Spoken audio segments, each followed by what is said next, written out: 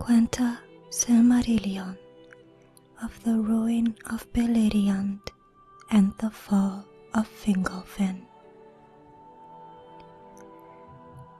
Now Fingolfin, king of the north and high king of the Noldor, seeing that his people were become numerous and strong, and that the men allied to them were many and valiant, pondered once more an assault upon Angband.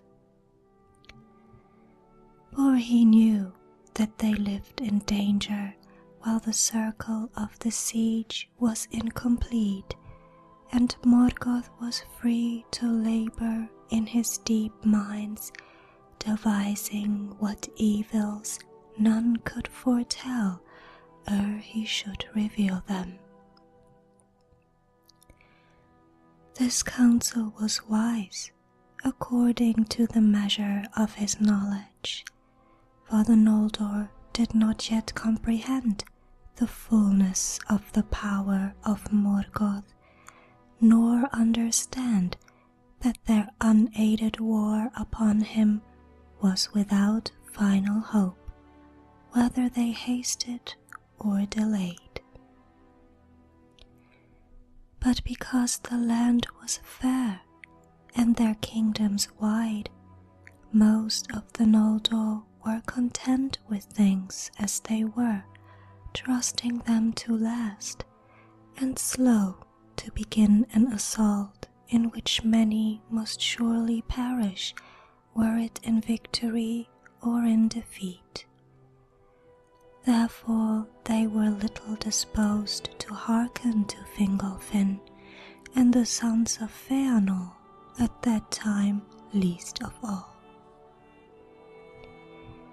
Among the chieftains of the Noldor, Angrod and Aegnor alone were of like mind with the king, for they dwelt in regions whence Thangorodrim could be descried, and the threat of Morgoth was present to their thought.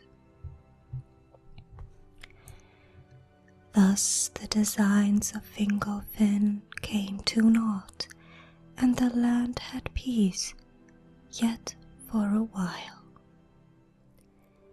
But when the sixth generation of men after Beor and Marak were not yet come to full manhood, it being then 400 years and 55 since the coming of Fingolfin, the evil befell that he had long dreaded, and yet more dire and sudden than his darkest fear.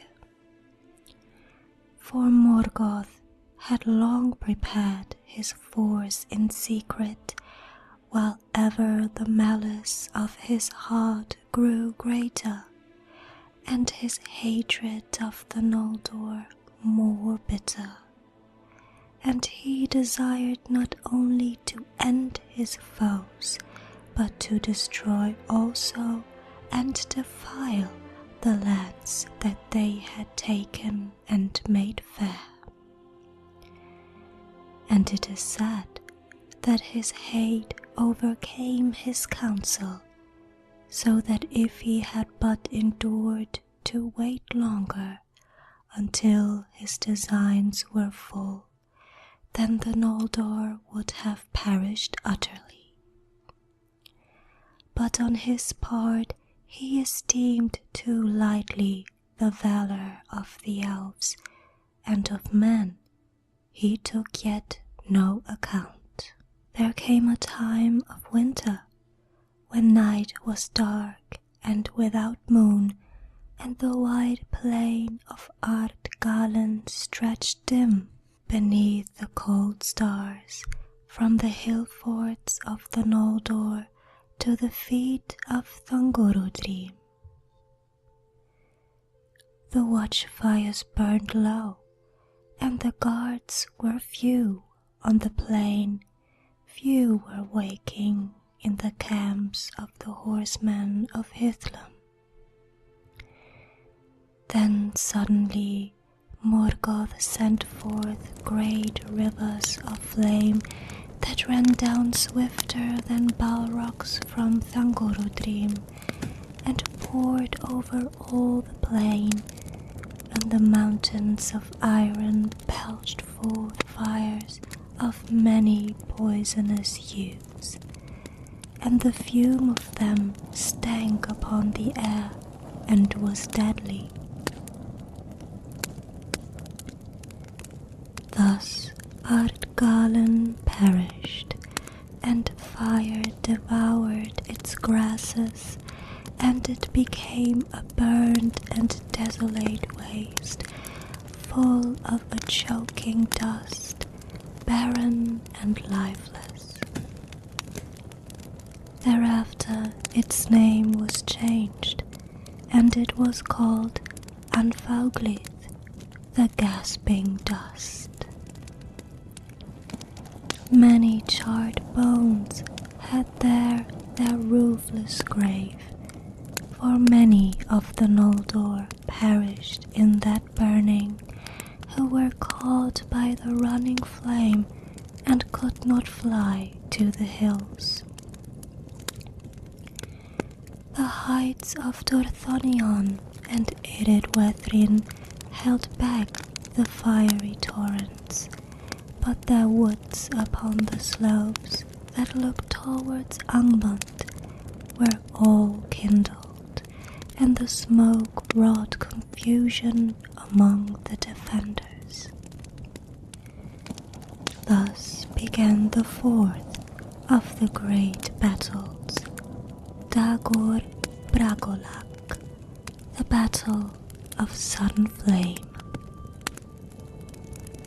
In the front of that fire came Glaurung the Golden, father of dragons, in his full might, and in his train were balrogs, and behind them came the black armies of the orcs in multitudes, such as the Noldor had never before seen or imagined. And they assaulted the fortresses of the Noldor, and broke the leaguer about Angband, and slew wherever they found them the Noldor and their allies, grey elves and men. Many of the stoutest of foes of Morgoth were destroyed in the first days of that war, bewildered and dispersed, and unable to muster their strength. War ceased not wholly ever again in Beleriand, but the battle of Sudden Flame is held to have ended with the coming of spring, when the onslaught of Morgoth grew less. Thus ended the siege of Angband, and the foes of Morgoth were scattered and sundered one from another. The most part of the grey elves fled south and forsook the northern war. Many were received into Doriath, and the kingdom and strength of Thingol grew greater in that time, for the power of Melian, the queen, was woven about his borders, and evil could not yet enter that hidden realm. Others took refuge in the fortresses by the sea and in Nargothrond, and some fled the land and hid themselves in Osiriand, or passing the mountains, wandered homeless in the wild. And rumor of the war and the breaking of the siege reached the ears of men in the east of Middle-earth, the sons of Fingolfin bore most heavily the brunt of the assault, and Angrod and Aegnor were slain. Beside them fell Brigolas, lord of the house of Beor, and a great part of the warriors of that people. But Barahir, the brother of Brigolas, was in the fighting further westward, near to the pass of Sirion. There King Finrod Filegund, hastening from the south, was cut off from his people and surrounded with small company in the fen of Sirek. And he would have been slain or taken, but Barahir came up with the bravest of his men and rescued him, and made a wall of spears about him, and they cut their way out of the battle with great loss. Thus Filegund escaped, and returning to his deep fortress of Nargothrond, but he swore an oath of abiding friendship and aid in every need to Barahir and all his kin, and in token of his vow he gave to Barahir his ring.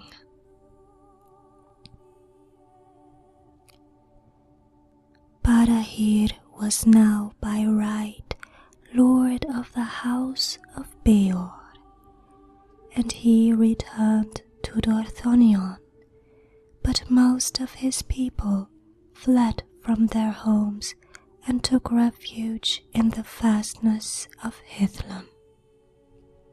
So great was the onslaught of Morgoth that Fingolfin and Fingon could not come to the aid of the sons of Fingolfin, and the hosts of Heirloom were driven back with great loss to the fortress of Eredwethrin, and these they hardly defended against the orcs. Before the walls of Aethel Sirion fell Hador, the golden-haired, defending the rear guard of his lord Fingolfin, being then 66 years of age, and with him fell Gundor, his younger son, pierced with many arrows, and they were mourned by the elves. Then Galdor the Tall took the lordship of his father, and because of the strength and height of the shadowy mountains, which withstood the torrent of fire, and by the valor of the elves and the men of the north, which neither Orc nor Balrog could yet overcome, Heirloom remained unconquered, a threat upon the flank of Morgoth's attack, but Fingolfin was sundered from his kinsmen by a sea of foes. For the war had gone ill with the sons of Feanor, and well-nigh all the east marches were taken by assault. The pass of Aglon was forced, though with great cost to the hosts of Morgoth and Celegorm, and Corufin, being defeated, fled south and west by the marches of Doriath, and coming at last to Nargothrond, sought harbour with Finrod Villegond. Thus it came to pass that their people swelled the strength of Nargothrond, but it would have been better, as was after seen, that they had remained in the east among their own kin.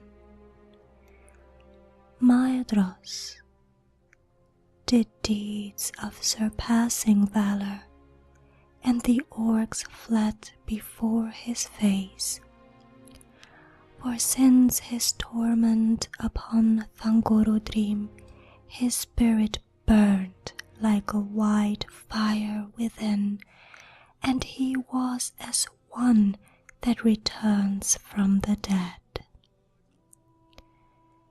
Thus the great fortress upon the hill of Himring could not be taken, and many of the most valiant that remained, both of the people of Dorthonion and of the east marches, rallied there to Maedhros.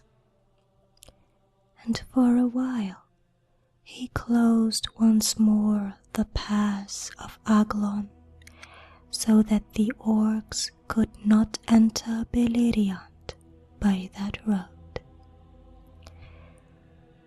But they overwhelmed the riders of the people of Feanor upon Lothlan, for Glaurung came thither and passed through Maglor's gap and destroyed all the land between the arms of Gileon. And the orcs took the fortress upon the west slopes of Mount Hererir and ravaged all Thargilion, the land of Caranthir, and they defiled Lake Helivorn. Thence they passed over Gileon with fire and terror, and came far into East Beleriand. Maglor joined Maedhros upon Himring, but Caranthir fled and joined the remnant of his people to the scattered folk of the hunters, Amrod and Amras, and they retreated and passed Ramdal in the south. Upon Amon Ereb they maintained a watch and some strength of war, and they had aid of the green elves, and the orcs came not into Osiriand, nor to Taur im Duinath and the wilds of the south.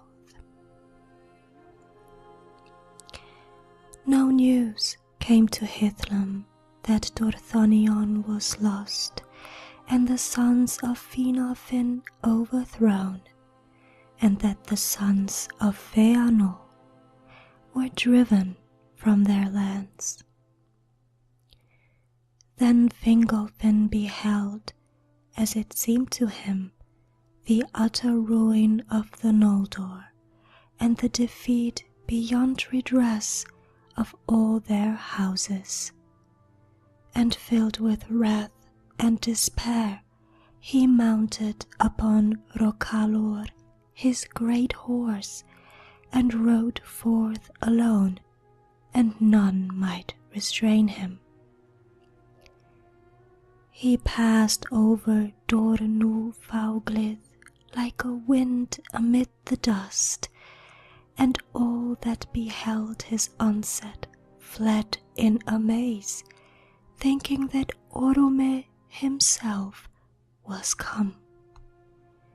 For a great madness of rage was upon him, so that his eyes shone like the eyes of the Valar. Thus he came alone to Angband's gates, and he sounded his horn and smote once more upon the brazen doors and challenged Morgoth to come forth to single combat. And Morgoth came. That was the last time in those wars that he passed the doors of his stronghold, and it is said that he took not the challenge willingly, for though his might was greatest of all things in this world, alone of the Valar he knew fear. But he could not now deny the challenge before the face of his captains, for the rocks rang with the shrill music of Fingolfin's horn, and his voice came keen and clear down into the depths of Angband.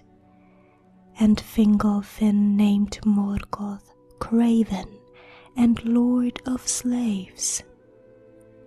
Therefore Morgoth came, climbing slowly from his subterranean throne, and the rumour of his feet was like thunder underground.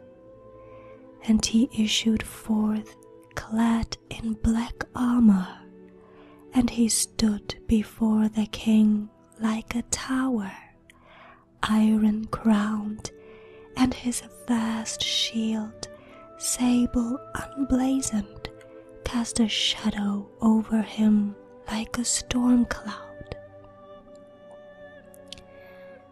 But Fingolfin gleamed beneath it as a star, for his mail was overlaid with silver, and his blue shield was set with crystals, and he drew his sword, Rinkiel, that glittered like ice.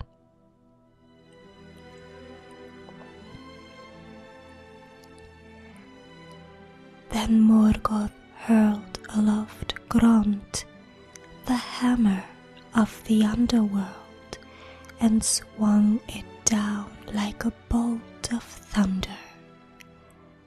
But Fingolfin sprang aside, and Grond rent a mighty pit in the earth, whence smoke and fire darted.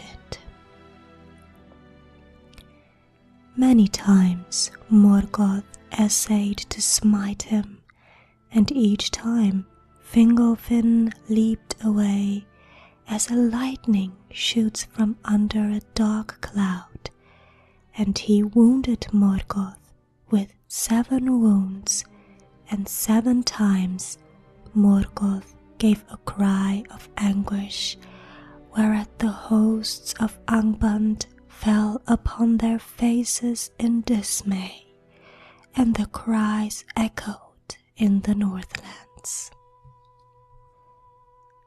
But at last the king grew weary, and Morgoth bore down his shield upon him. Thrice he was crushed to his knees, and thrice arose again, and bore up his broken shield and stricken helm. But the earth was all rent and pitted about him, and he stumbled and fell backward before the feet of Morgoth. And Morgoth set his left foot upon his neck, and the weight of it was like a fallen hill. Yet with his last and desperate stroke, Fingolfin hewed a foot with Rinkiel, and the blood gushed forth black and smoking, and filled the pits of Grond. Thus died Fingolfin, High King of the Noldor, most proud and valiant of the elven kings of old. The orcs made no boast of that duel at the gate, neither do the elves sing of it, for their sorrow is too deep. Yet the tale of it is remembered still, for Thorondor, King of Eagles, brought the tidings to Gondolin and to Hithlum afar off. And Morgoth took the body of the elven king and broke it, and would cast it to his wolves. But Thorondor came hasting from his eyrie among the peaks of the Chrysaegrim, and he stooped upon Morgoth and marred his face. The rushing of the wings of Thorondor was like the noise of the winds of Manwë, and he seized the body in his mighty talons, and soaring suddenly above the darts of the orcs, he bore the king away. And he laid him upon a mountain top that looked from the north upon the hidden valley of Gondolin, and Turgon, coming, built a high cairn over his father. No orc dared ever after to pass over the mount of Fingolfin, or draw nigh his tomb, until the doom of Gondolin was come, and treachery was born among his kin. Morgoth went ever halt of 1 foot after that day, and the pain of his wounds could not be healed, and in his face was the scar that Thorondor made. Great was the lamentation in Hithlum when the fall of Fingolfin became known, and Fingon in sorrow took the lordship of the house of Fingolfin and the kingdom of the Noldor.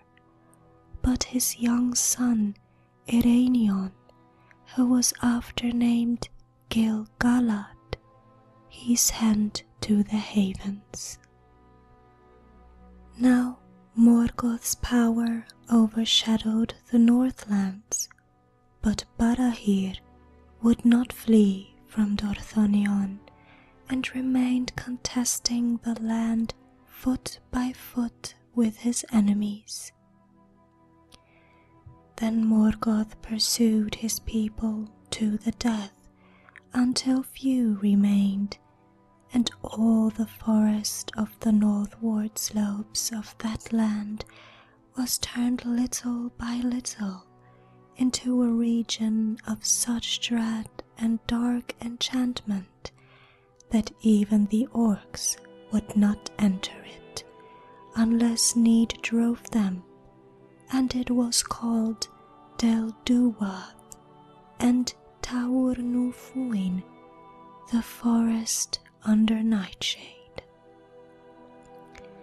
The trees that grew there after the burning were black and grim, and their roots were tangled, groping in the dark like claws, and those who strayed among them became lost and blind, and were strangled or pursued to madness by phantoms of terror. At last, so desperate was the case of Barahir that Emeldir, the man-hearted, his wife, whose mind was rather to fight beside her son and her husband than to flee, gathered together all the women and children that were left, and gave arms to those that would bear them. And she led them into the mountains that lay behind, and so by perilous paths, until they came at last with loss and misery to Brithiel. Some were there received among the Haladin, but some passed on over the mountains to Dor-Lomin, and the people of Galdor, Hador's son, and among those were Rian, daughter of Belegond, and Morwen, who was named Eledwen, that is Elfsheen, daughter of Baragund. But none ever saw again the men that they had left, for these were slain one by one, until at last only 12 men remained to Barahir: Beren, his son, and Baragund, and Belegund, his nephews, the sons of Brigolas, and 9 faithful servants of his house, whose names were long remembered in the songs of the Noldor.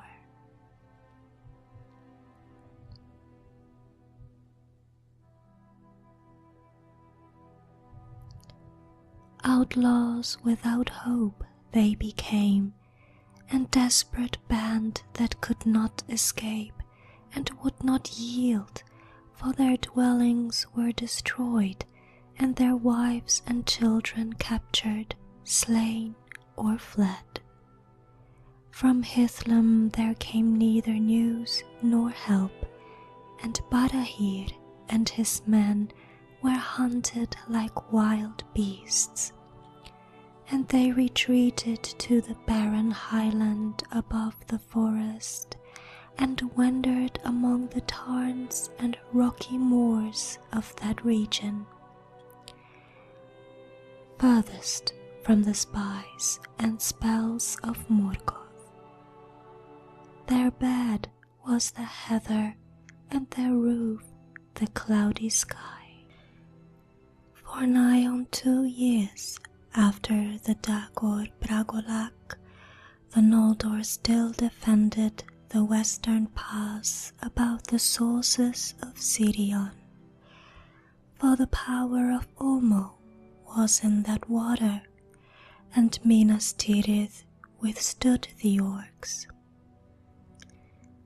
But at length, after the fall of Fingolfin, Sauron, greatest and most terrible of the servants of Morgoth, who in the Sindarin tongue was named Gothor, came against Orodreth, the warden of the tower upon Tol Sirion. Sauron was become now a sorcerer of dreadful power, master of shadows and of phantoms, foul in wisdom, cruel in strength, misshaping what he touched, twisting what he ruled, lord of werewolves, his dominion was torment. He took Minas Tirith by assault, for a dark cloud of fear fell upon those that defended it, and Orodreth was driven out and fled to Nargothrond. Then Sauron made it into a watchtower for Morgoth, a stronghold of evil and a menace, and the fair isle of Tol Sirion became accursed, and it was called Tol in Gauroth, the Isle of Werewolves. no living creature could pass through that veil that Sauron did not espy from the tower where he sat. And Morgoth held now the western pass, and his terror filled the fields and woods of Beleriand. Beyond Heirloom he pursued his foes relentlessly, and he searched out their hiding places and took their strongholds one by one. The orcs, growing ever bolder, wandered at will far and wide, coming down Sirion in the west and Kilon in the east, and they encompassed Doriath, and they harried the lands so that beast and bird fled before them, and silence and desolation spread steadily from the north. Many of the Noldor and the Sindar they took captive and led to Angband, and made them thralls, forcing them to use their skill and their knowledge in the service of Morgoth. And Morgoth sent out his spies, and they were clad in false forms, and deceit was in their speech. They made lying promises of reward, and with cunning words sought to arouse fear and jealousy among the peoples, accusing their kings and chieftains of greed and of treachery one to another. And because of the curse of the kinslaying at Algualonde, these lies were often believed, and indeed, as the time darkened, they had a measure of truth, for the hearts and minds of the elves of Beleriand became clouded with despair and fear. But even the Noldor feared most the treachery of those of their own kin who had been thralls in Angband, for Morgoth used some of these for his evil purposes, and feigning to give them liberty, sent them abroad, but their wills were chained to his, and they strayed only to come back to him again. Therefore, if any of his captives escaped in truth and returned to their own people, they had little welcome, and wandered alone, outlawed and desperate. To men, Morgoth feigned pity if any would hearken to his messages, saying that their woes came only of their servitude to the rebel Noldor, but at the hands of the rightful Lord of Middle-earth they would get honor and a just reward of valor if they would leave rebellion. But few men of the 3 houses of the Edain would give ear to him, not even were they brought to the torment of Angband. Therefore Morgoth pursued them with hatred, and he sent his messengers over the mountains. It is told that at this time the swarthy men came first into Beleriand. Some were already secretly under the dominion of Morgoth and came at his call, but not all, for the rumour of Beleriand, of its lands and waters, of its wars and riches, went now far and wide, and the wandering feet of men were ever set westward in those days. These men were short and broad, long and strong in the arm. Their skins were swart or sallow, and their hair was dark as were their eyes. Their houses were many, and some had greater liking for the dwarfs of the mountains than for the elves. But Maedhros, knowing the weakness of the Noldor and the Edain, whereas the pits of Angband seemed to hold store inexhaustible and ever renewed, made alliance with these new-come men, and gave his friendship to the greatest of their chieftains, Bor and Ulfang. And Morgoth was well content, for this was as he had designed. The sons of Bor were Borlad, Borlak, and Borthand, and they followed Maedhros and Maglor, and cheated the hope of Morgoth, and were faithful. The sons of Ulfang the Black were Ulfast and Ulwarth and Uldor the Accursed, and they followed Caranthir, and swore allegiance to him, and proved faithless.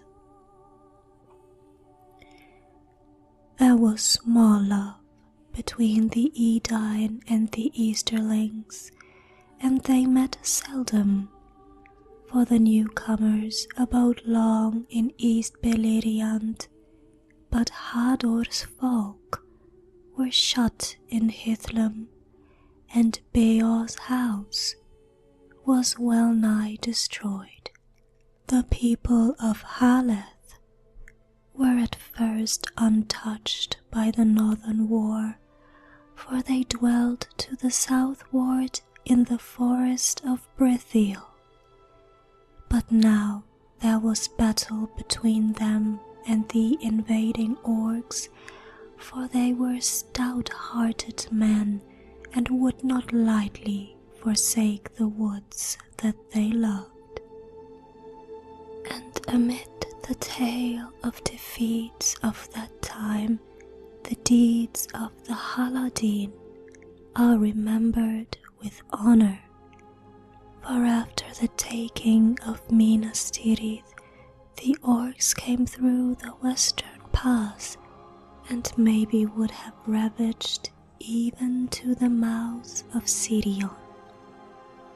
But Halmir, lord of the Haladin, sent swift word to Thingol, for he had friendship with the elves that guarded the borders of Doriath. Then Belek Strongbow, chief of the march wardens of Thingol, brought great strength to the Sindar, armed with axes into Brithiel. And issuing from the deeps of the forest, Halmir and Belek took an orc legion at unawares and destroyed it.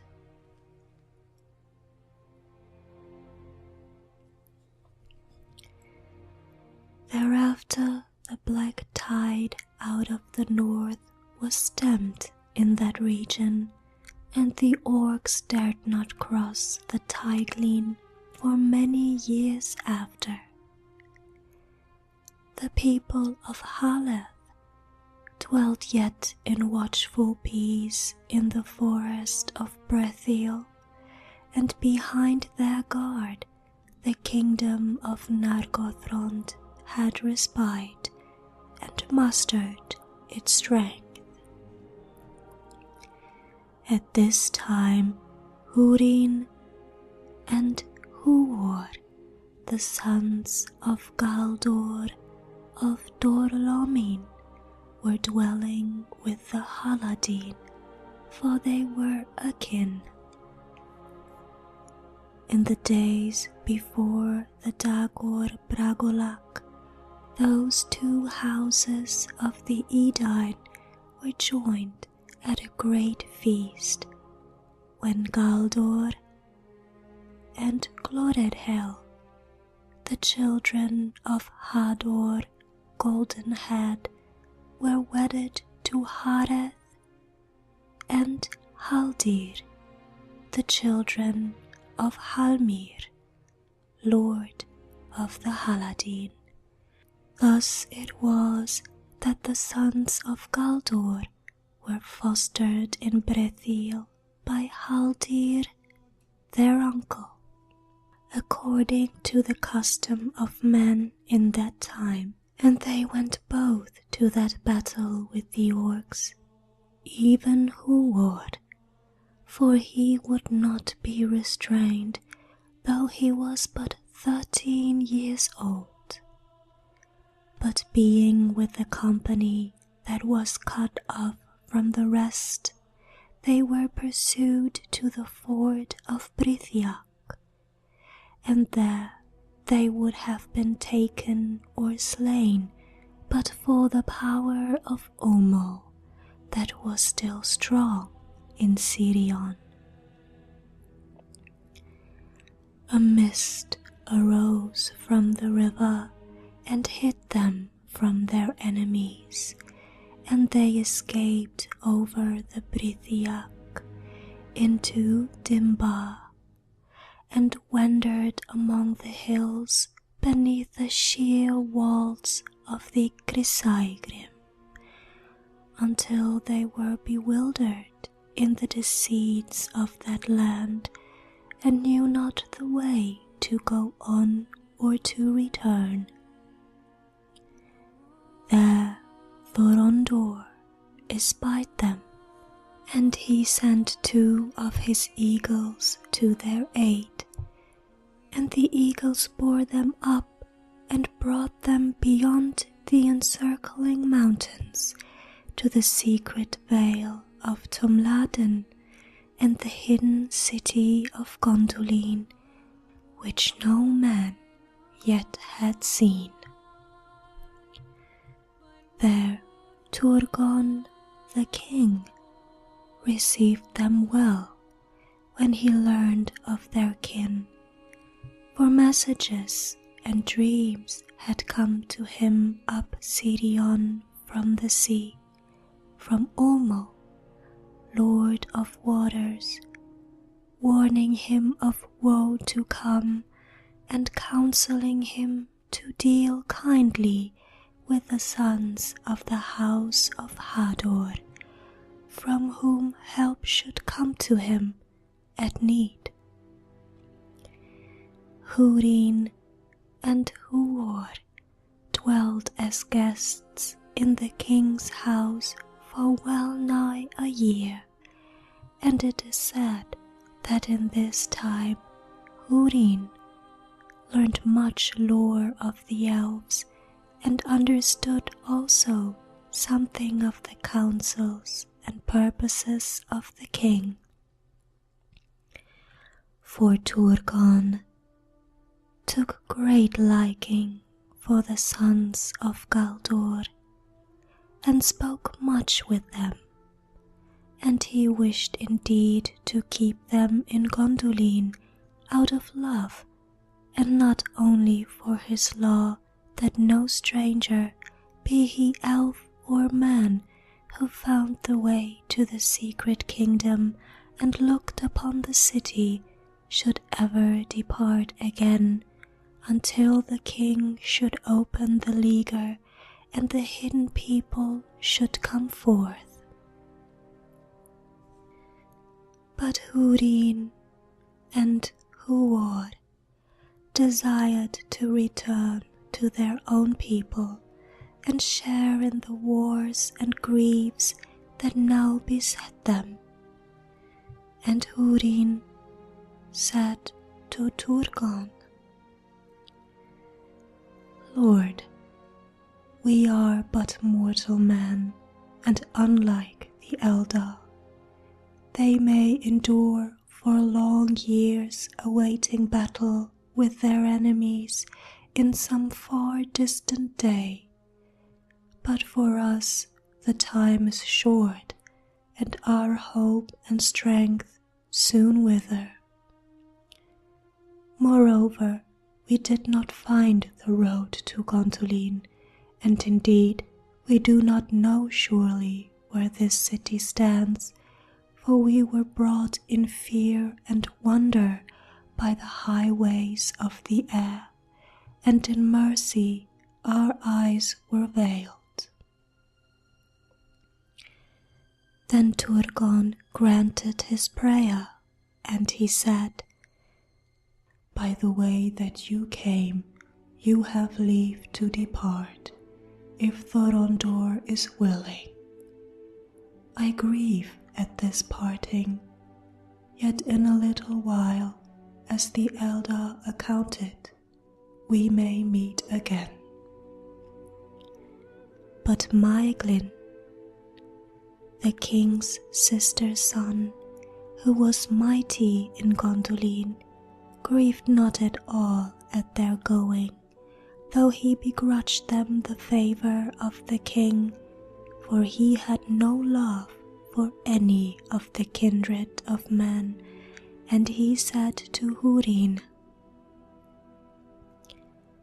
"The king's grace is greater than you know, and the law is become less stern than aforetime, or else no choice would be given you but to abide here to your life's end." Then Húrin answered him, "The king's grace is great indeed, but if our word is not enough, then we will swear oaths to you." And the brothers swore never to reveal the counsels of Turgon, and to keep secret all that they had seen in his realm. Then they took their leave, and the eagles coming bore them away by night, and set them down in Dor Lomin before the dawn. Their kinsfolk rejoiced to see them, for messengers from Brethiel had reported that they were lost, but they would not declare even to their father where they had been, save that they were rescued in the wilderness by the eagles that brought them home. But Galdor said, "Did you then dwell a year in the wild? Or did the eagles house you in their eyries? But you found food and fine raiment, and return as young princes, not as waifs of the wood." And Húrin answered, "Be content that we have returned, for only under an oath of silence was this permitted." Then Galdor questioned them no more, but he and many others guessed at the truth, and in time the strange fortune of Húrin and Húor reached the ears of the servants of Morgoth. Now, when Turgon learned of the breaking of the leaguer of Angband, he would not suffer any of his own people to issue forth to war, for he deemed that Gondolin was strong, and the time not yet ripe for its revealing. But he believed also that the ending of the siege was the beginning of the downfall of the Noldor, unless aid should come, and he sent companies of the Gondolin in secret to the mouths of Sirion and the Isle of Balar.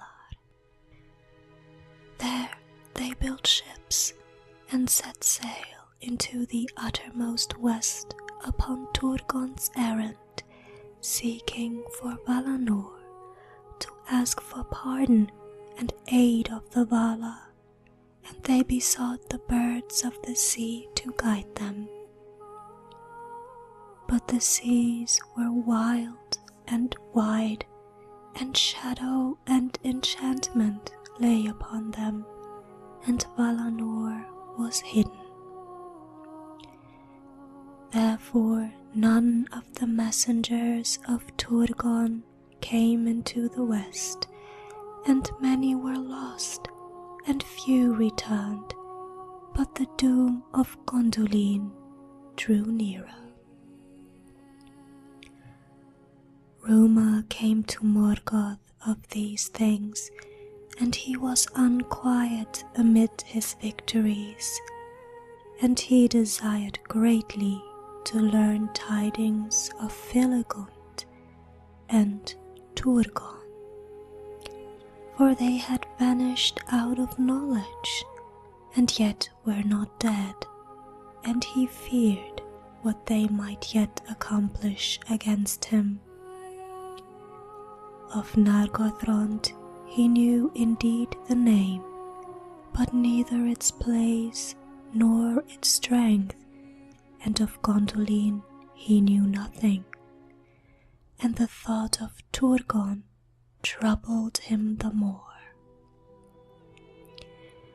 Therefore he sent forth ever more spies into Beleriand, but he recalled the main hosts of the orcs to Angband, for he perceived that he could not yet make a final and victorious battle until he had gathered new strength, and that he had not measured rightly the valor of the Noldor, nor the might in arms of the men that fought beside them.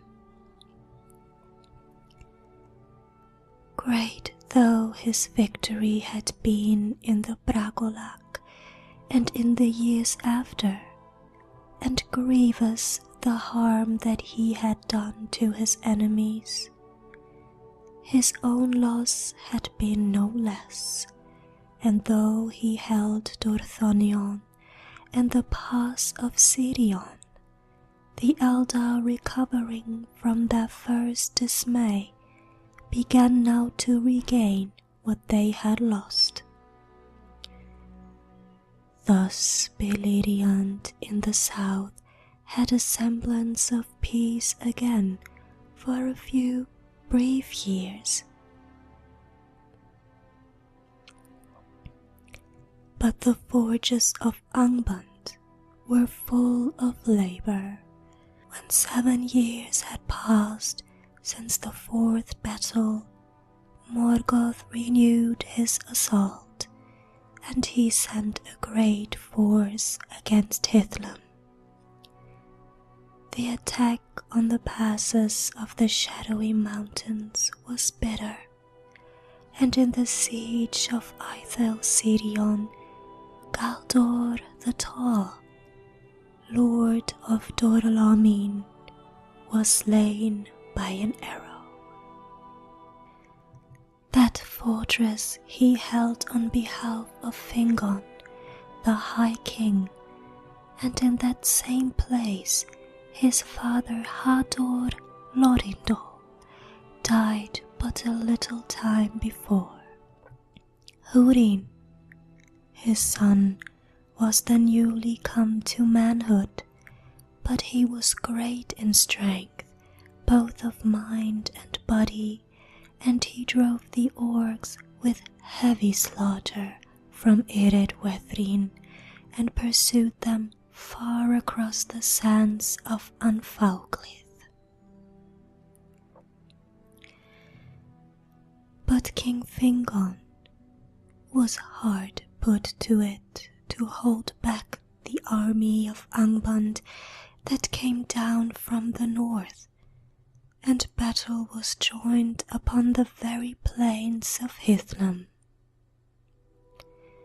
There Fingon was outnumbered, but the ships of Círdan sailed in great strength up the firth of Drengist, and in the hour of need the elves of the Falas came upon the host of Morgoth from the west. Then the orcs broke and fled, and the Eldar had the victory, and their horsed archers pursued them even into the Iron Mountains.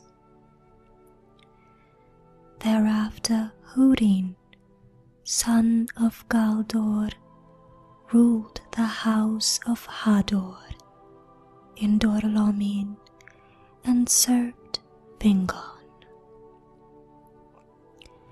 Húrin was of less stature than his fathers or his son after him, but he was tireless and enduring in body, lithe and swift after the manner of his mother's kin, Harith of the Haladin.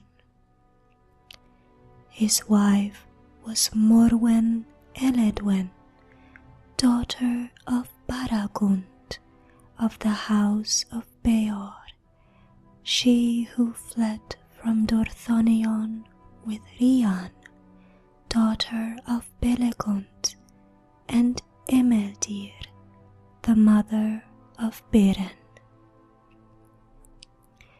In that time also the outlaws of Dorthonion were destroyed, as it is told hereafter, and Beren, son of Barahir, alone escaping, came hardly into Doria.